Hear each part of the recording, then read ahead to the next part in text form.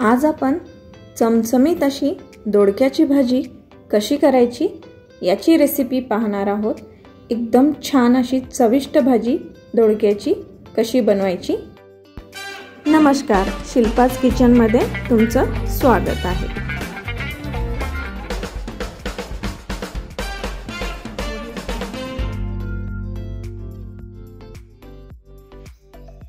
नमस्कार, मी शिल्पाज किचन मध्ये आपलं स्वागत आहे।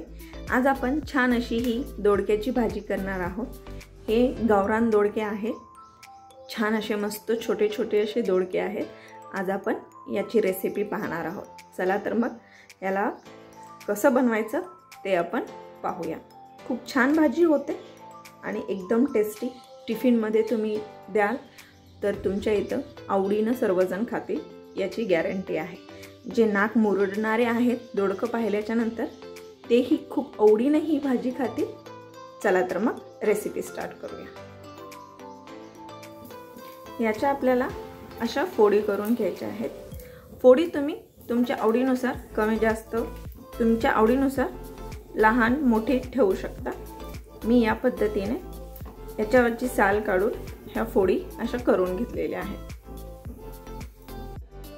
गॅसवर कढई ठेवलेली आहे। आता यामध्ये आपल्याला हिरवी मिरची भाजून घ्यायची आहे। ही तिखट मिरची आहे आणि मिरच्या अशा आपल्याला तोडून टाकायच्या आहेत। मिरची भाजताना जर अख्खी अशी मिरची टाकली तर ती फुटू शकते, त्यामुळे आपल्याला मिरची अशी मधून तोडून टाकायची आहे।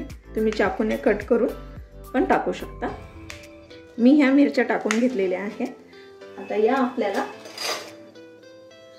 भाजून घ्यायचे आहे।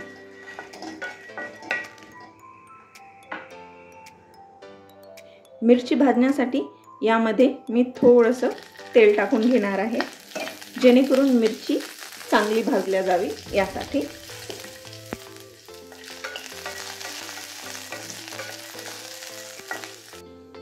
मिरची भाजत आली, यामध्ये मी छोटा कप शेंगदाणे टाकून घेत आहे।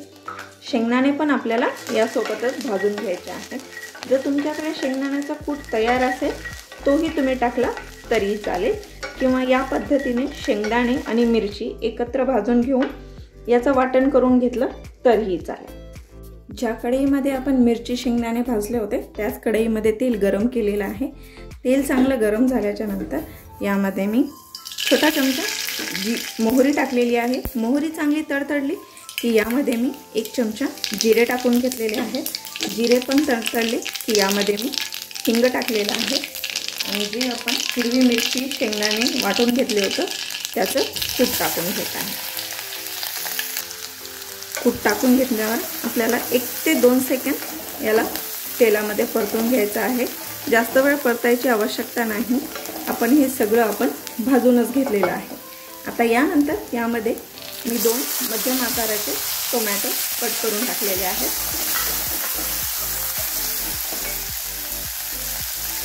टोमॅटो सॉफ्ट व्हावे यासाठी मी यामध्ये मीठ टाकून घेत आहे।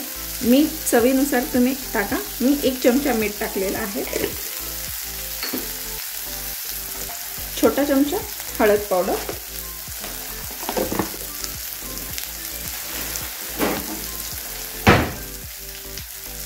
हे सगळं मिक्स करून घेऊया।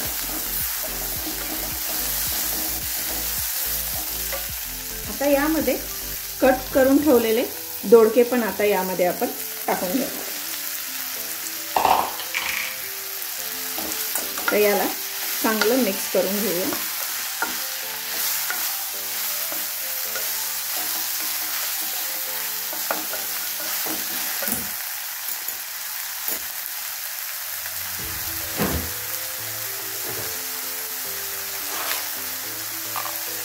आवडीनुसार तुम्ही सब्जी मसाला तुम्ही ज्या ब्रँडचा वापरता तो यामध्ये मी 1 चमचा सब्जी मसाला टाकलेला आहे। हे सगळं आता मिक्स करून घेऊया आपण। मिक्स केल्याच्या नंतर यावर आपण कव्हर करून घेऊ आणि 2 ते 3 मिनिटं चांगली वाफ काढून घेऊया। 2-3 मिनिटं झालेली आहेत। आपण आता चेक करूया। दोडके मस्त सॉफ्ट झालेले आहेत। मी यामध्ये थोडंसं पाणी टाकून घेत आहे।